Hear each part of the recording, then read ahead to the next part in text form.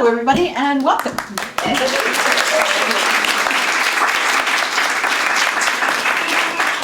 That was the easiest applause I've ever got in my life. So my name is Andrea Montgomery, and I am the Artistic Director of Terra Nova. And I am probably the least hardworking person when it comes to getting this breakthrough initiative organized. So I wanted to start by thanking our funders for giving us the impetus to make it happen. So that's the Foyle Foundation and also our core funder, Belfast City Council.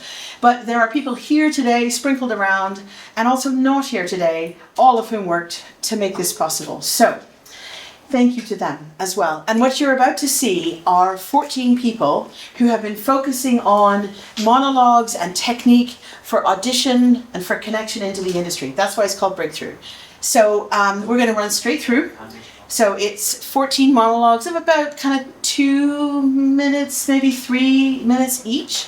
What we are seeing tonight is like a kind of blossoming of emerging actors, and seeing the work that they have done over the 4 days of the program has made me incredibly proud.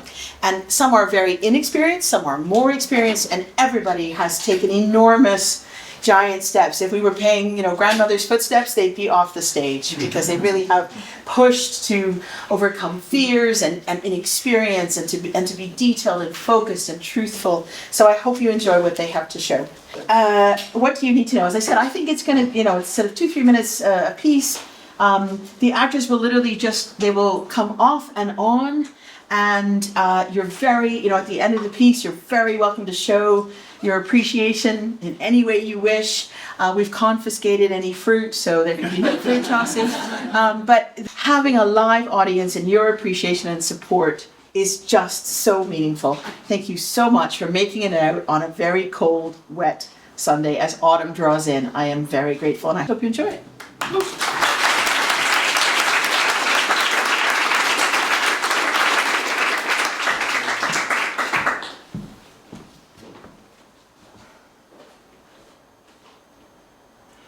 Yeah, maybe that's right. Maybe I am. 'Cause I don't think about it. Not as much as you think I do. Not as much as you'd expect. I'd forgotten. to be completely honest with you, for years. In the face of my mum and everyone else, just a dodgy college party, it seemed so small. It was only when my editor, I was struggling. That's to be honest. I was struggling with the book, and there must be something, she said. Some other corners of your life, some unexplored trauma. Yeah, that was the word she used. Trauma. Like blunt force to the head, a wound or something. Trauma. A bad ex-boyfriend, maybe. Assault, abuse. No, I said, no, nothing like that. Except that one weird night. And that's all it was. It was weird. Weird and shitty and half forgotten, and maybe a bit sinister in hindsight. Maybe a bit fucking grim in hindsight. And when I think about it, I want to have a long shower. When I think about it, I want to lock myself in a dark room and scream for a bit. When I think about it, I feel gross, used, ashamed. But the truth is, I don't think about it. I don't pour my cornflakes out in the morning thinking about it. I haven't closed myself off in the world. I haven't stopped living and loving. I haven't been broken by it. So yeah. Maybe I am a fucking sociopath. But I'm also right. I know I am. Thank you.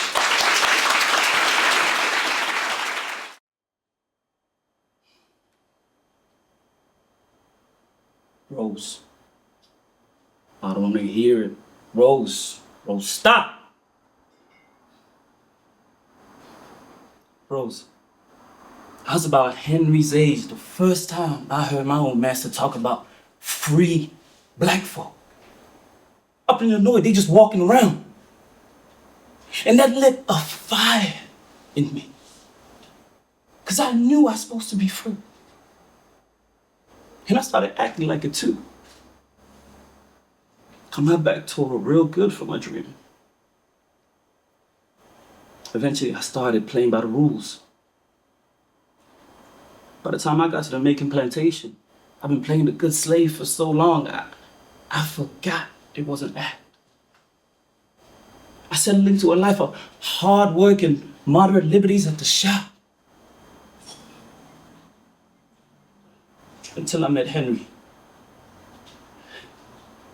Oh, that boy, he was so full of fire. He reminded me of that thing that I lost, that hope for something better. Rose, he the one that started all this. I can't leave him behind. I won't leave him behind.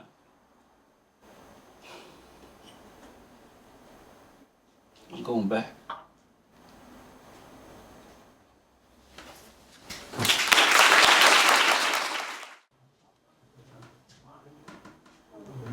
James, whether you believe in Jesus or not, whether or not I actually saw him at the gym, if you read the Bible, if you look at the Bible, yeah, the Bible. Look at Psalm 22, verse 10. From my mother's womb, you have been my God. When I read that, I think of my father kicking the fuck out of my mother when I was in her belly. I shouldn't be here, James. I should be dead. But someone was looking after me. Someone was protecting me. And someone in a divinely inspired state wrote down those words like 1,000 years ago in a desert in ancient Jerusalem. And what? You think it's some kind of coincidence that those words, those same words, just happened to have found their way into my hands to resonate and speak to me today? Well, you don't think a higher power needs me to hear that? When Jesus talks directly to me through the Gospels, telling me that I can't add a single hour to my day by worrying, I find that reassuring. Not because it's easy, but because it's true. When you place your life and cares into God's hands, things get better. It works. Hey, it's like AA. People have said, this worked for us. Try this. That's all Christianity is. Man, that's all any religion is. But you can't say that about a paper cup.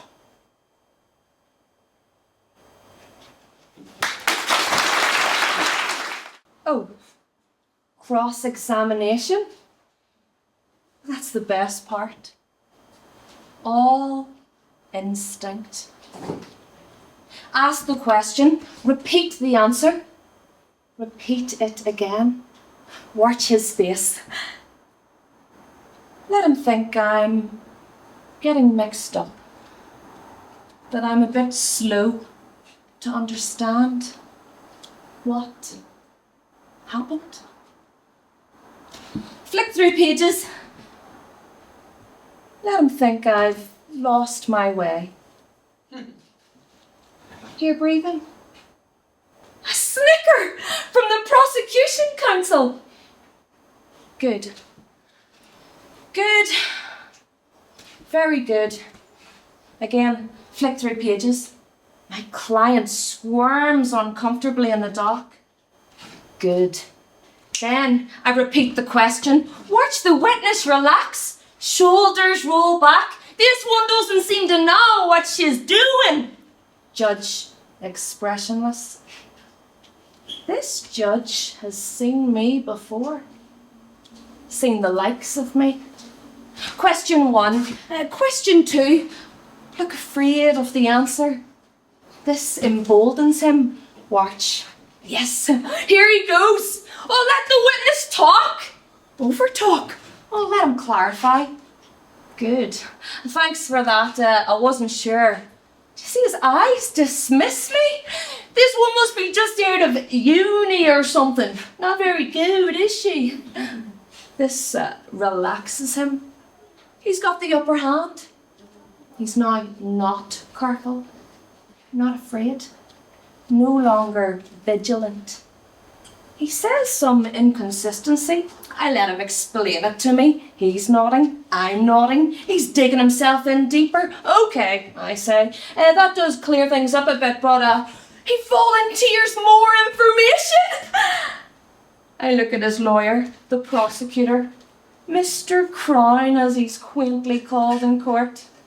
Put one finger to his own forehead. He knows, and I know, that the guy about to bury himself talks on and on.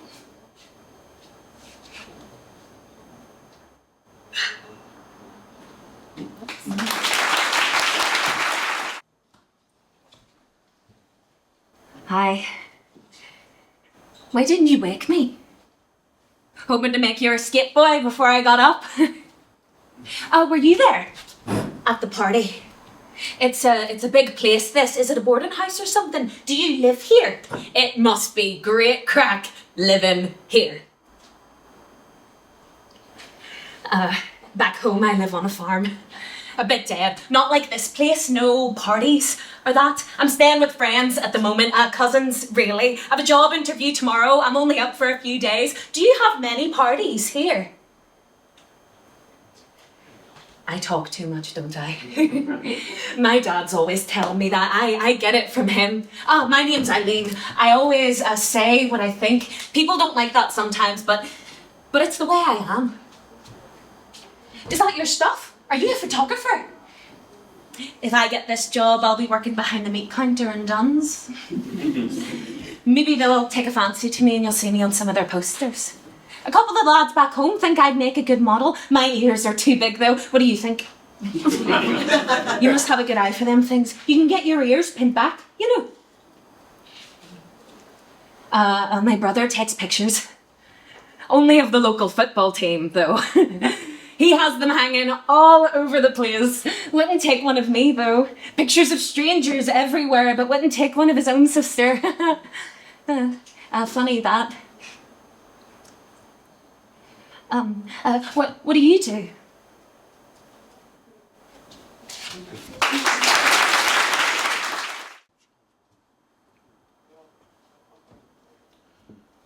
No, look, listen. You ain't gotta do anything, Uncle Phil. Okay? I mean, it ain't like I'm still 5 years old.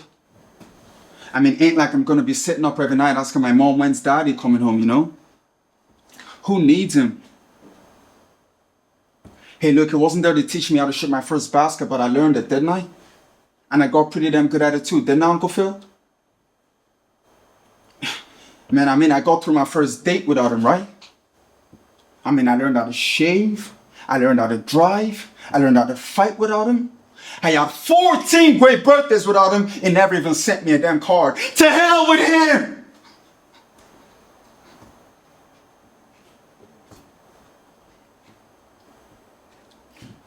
Look, I didn't need him then, and I don't need him now. No, you know, Uncle Phil? I'm gonna get through college without him. I'm gonna get me a great job without him. I'm gonna marry me a beautiful honey, and I'm gonna have me a whole bunch of kids. I'll be a better father than he ever was, and I sure as hell don't need him for that, because there ain't a damn thing he can ever teach me about how to love my kids, man.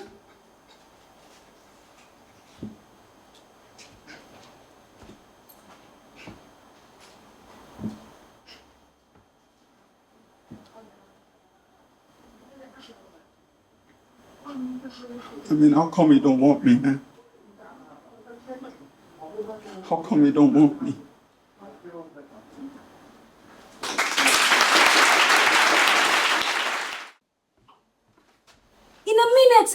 minute. I'll tell you everything in 1 minute. I'll tell you from the very beginning. Well, remember when you were seeing me off and I was sitting next to that stout lady? I do not like to talk in the train and I read for 3 stations without saying a word. Well, then the evening began to set in and I began to feel so mournful, such sad thoughts. A young man was sitting opposite me. Not a bad-looking fellow, a brunette, yes, a brunette. And we fell into a conversation. A sailor came along then some students or others, and we chatted till midnight. And when they found out I wasn't married, they really did look after me. The brunette, he kept on telling the most awfully funny stories. The sailor kept on singing. And that sailor, when he found out my name was Tatiana, do you know what he sang? Only again, Tatiana, I cannot conceal it. I'm so in love with you.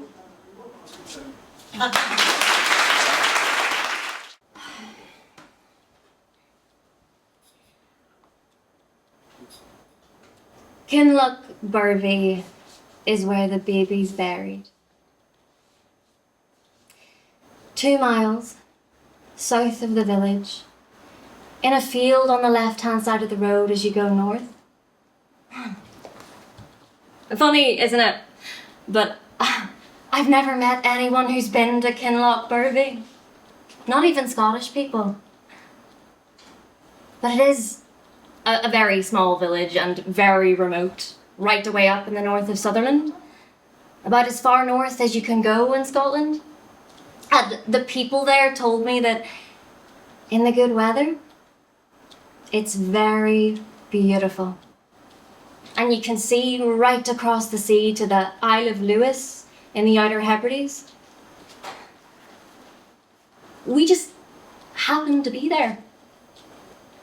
And we were never back there again, and the week we were there, it rained. All the time.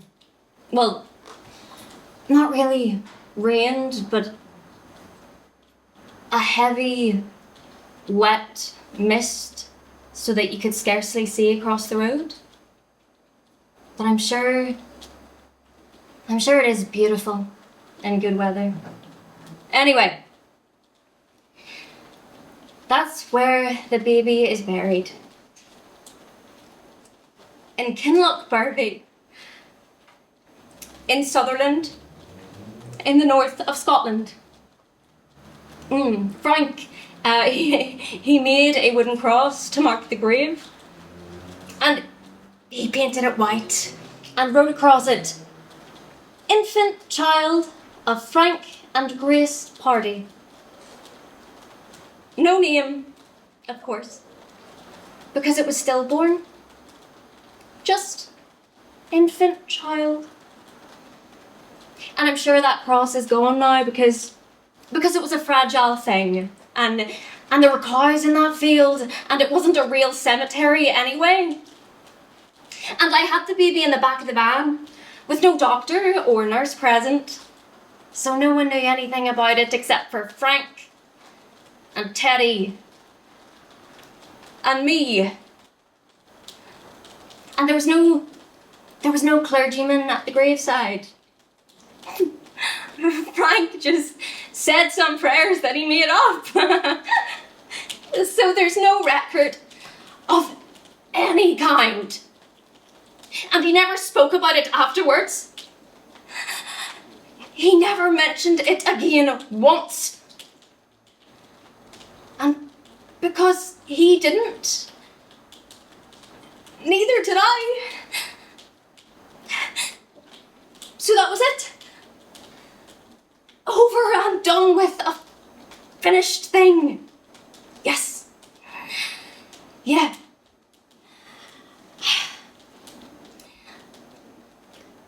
But I think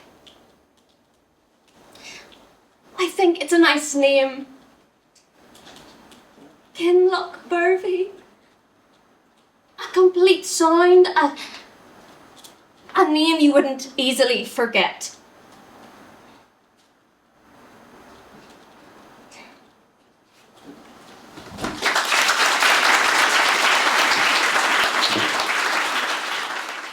I can't stay like I am.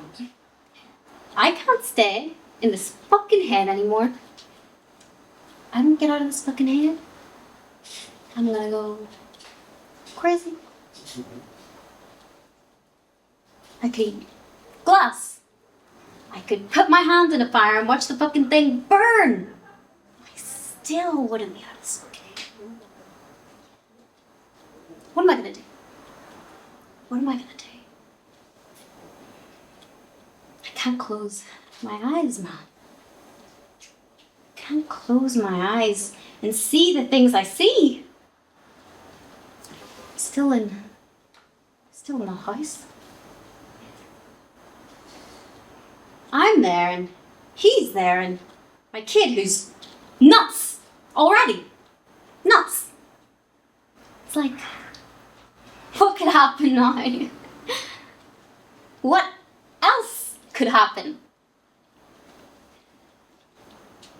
I feel like the day is gonna come where I could just put out my hands and fire and lightning is gonna come out of it and burn up everything for 1,000 miles. It ain't right to feel as much as I feel. Thank you.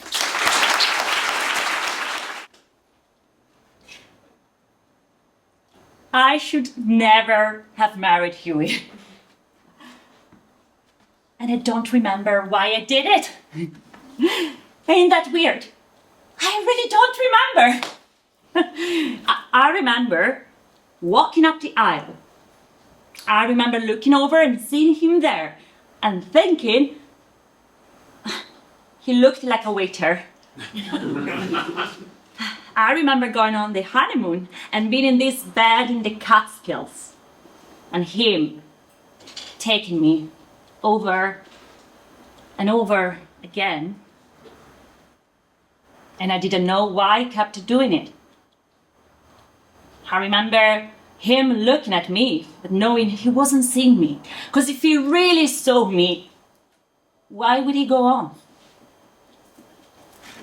That was the biggest trouble with our marriage. But after a while, it started to make me mad that he wasn't seeing me. So I started to do things to make him see. Like when you pinch somebody to wake them up. I yelled at him. I gave him bad food to eat. I slapped his face. Sometimes I locked him out of the bedroom.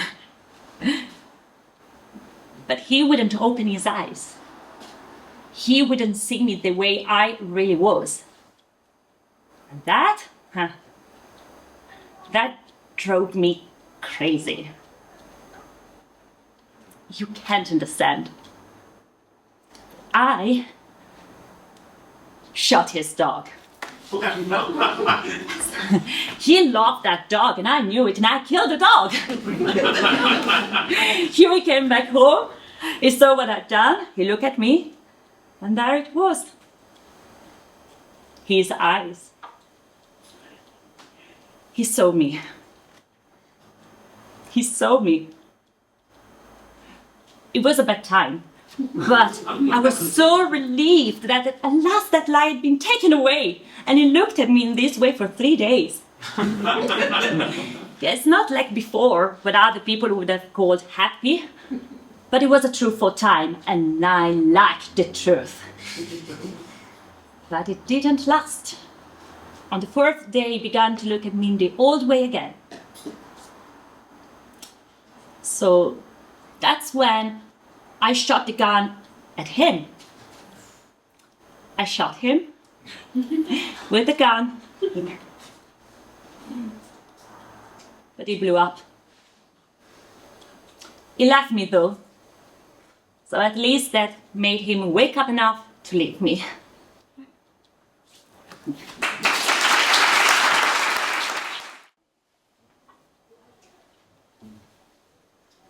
Listen, I'm not telling you what to do. You do whatever you want. I know you will anyway, and I'm sure I'll still love you.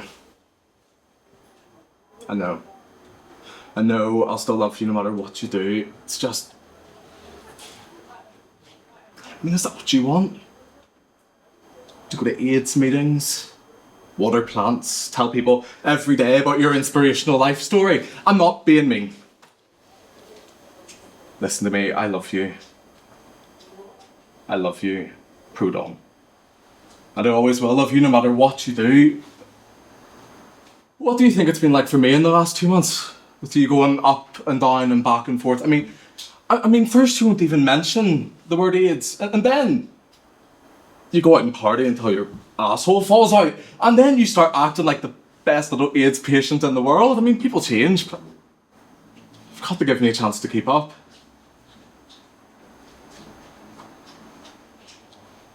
I mean, what about me? I know you've got AIDS, but what about my needs? What about my need to have a lover who's there for me? Maybe just once in a while. I know not when you're feeling sick, but maybe when you're not. Couldn't you just put a little time aside for me? It's not fair. I love you. I'm very worried about you. I just don't want AIDS to become your life because I think you're better than that. Jesus Christ.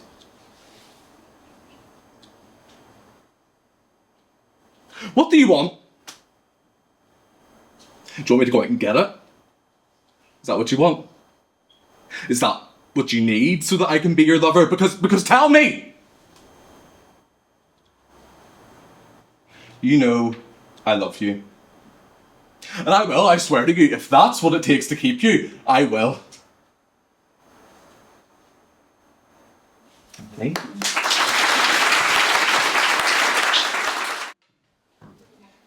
Okay, into the shower, boom. Bedroom, makeup, boom. Gonna really make an effort. I take half an hour trying to look nice, and I ended up looking amazing. I mean, one of those days, boom. Gorgeous, fresh-faced, heels, wearing a skirt, new top, little bit sexy. On my way to save my cafe, and yes, I am strutting. I see a man walk towards me from the bus stop. He can't take his eyes off me. I'm all walking like I've got a paintbrush up my arse thinking, yeah, check me out. 'Cause it's never going to happen, chub chub. I opened the cafe with my friend Boo. She's dead now. She accidentally killed herself. It wasn't her intention, but it wasn't a total accident. She didn't think she'd actually die. Just found out her boyfriend slept with someone else and wanted to punish him by ending up in hospital and not letting him visit her for a bit. She decided to walk into a busy cycle lane, wanting to get tangled up in a bike, break a finger maybe. But as it turns out, bikes can go fast and flip you into the road. 3 people died. She was such a dick. I never told her parents the truth. I told her boyfriend. He cried. A lot. Chub Chub's getting closer. Oversized jacket, meaty face. He looks me up and down. It's like he's confused about how attractive I am. He can't quite believe it. I worry for a second that I'm going to make a sex offender out of the poor guy. Oh, he's about to say something. Here we fucking go. This better be good. He's passing. He's passing. He clears his throat, puts his hand to his mouth and coughs. Walk of shame! It's too late to go home and change. I have a pair of flat shoes in my bag. And anyway, he's fat. And he can't take that off at night.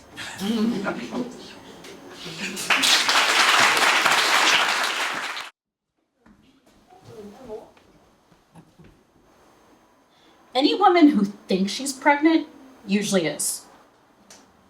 For example, I don't think I'm pregnant.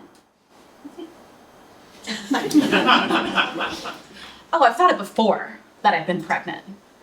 But then I think about it for a while and then think I'm probably not, and then I'm not. I always wonder for that little bit of time that I think I'm pregnant, that maybe I actually am pregnant. And then I just think the whole thing right out of me. And then I get my period, and I'm not. It's worked every time. I can't imagine a more powerful or convenient method of birth control. It's like if cartoon characters could get pregnant. One minute they'd be pregnant, and then the next they'd be like, not. Abortions would be so easy. It'd be like The Little Mermaid or something, walking along all pregnant in one frame, and everyone would be all, hey, weren't you pregnant? And the Little Mermaid would be like, nah, do I look pregnant to you? And everybody would forget all about it.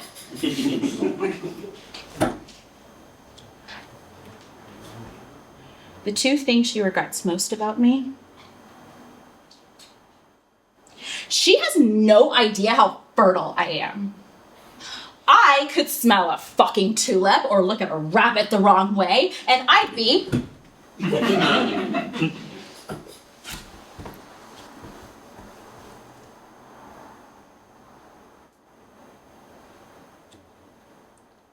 I saw a picture once. It was beautiful. Black and white from an old Life magazine or something. A woman, very beautiful woman. Blonde Marilyn hair, the darkest lips and the whitest skin. Threw herself off a building. A tall building, like my dad's building. Landed on top of a car. The roof. She was dead. The roof just gave way perfectly to her body like a hammock. She was still so beautiful. No blood, no bruises, just laying there on her side. Her skirt modestly covering her thighs the way it should. Wouldn't that be great? To die beautiful? I don't need to die peacefully or painlessly. Some people want to die spectacular. I want to die beautiful.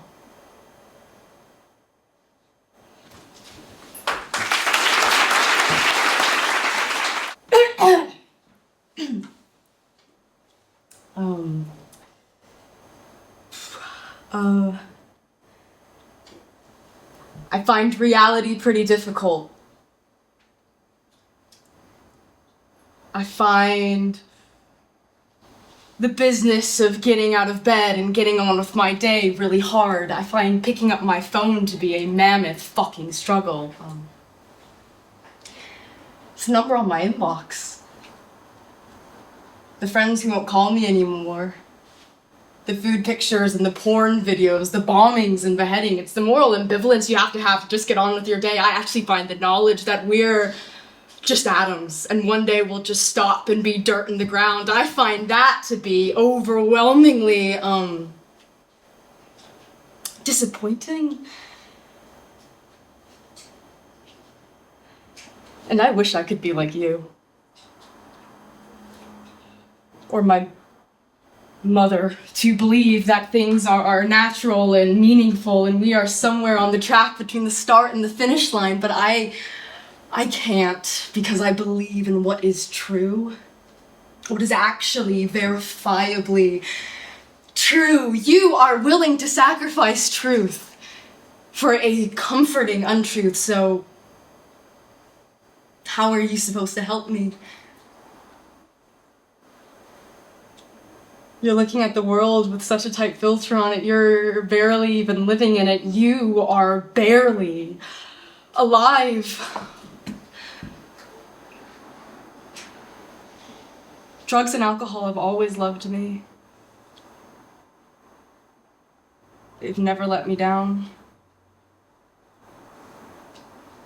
There's substances that I can put into my bloodstream that make the world perfect. That's the one absolute truth in the universe, so I'm sorry I'm being difficult, but you're trying to take that away from me, so. Sorry. Thanks.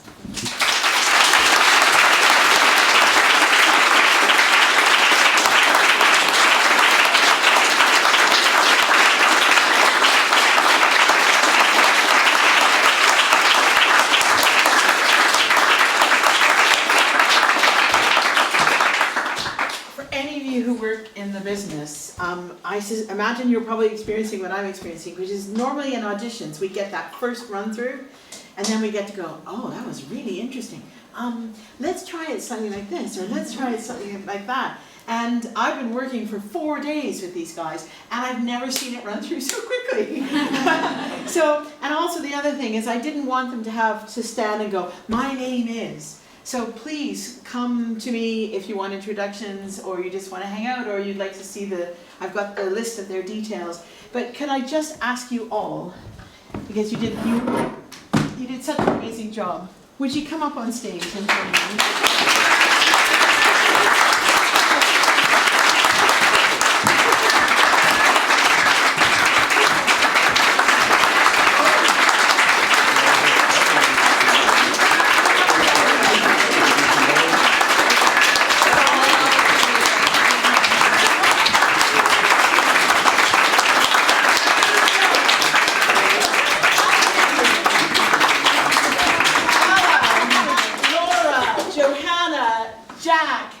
Walter, Natalia, I can see Jasper, Diletta, Emer, Jambi, David, Bernadette, Ayo,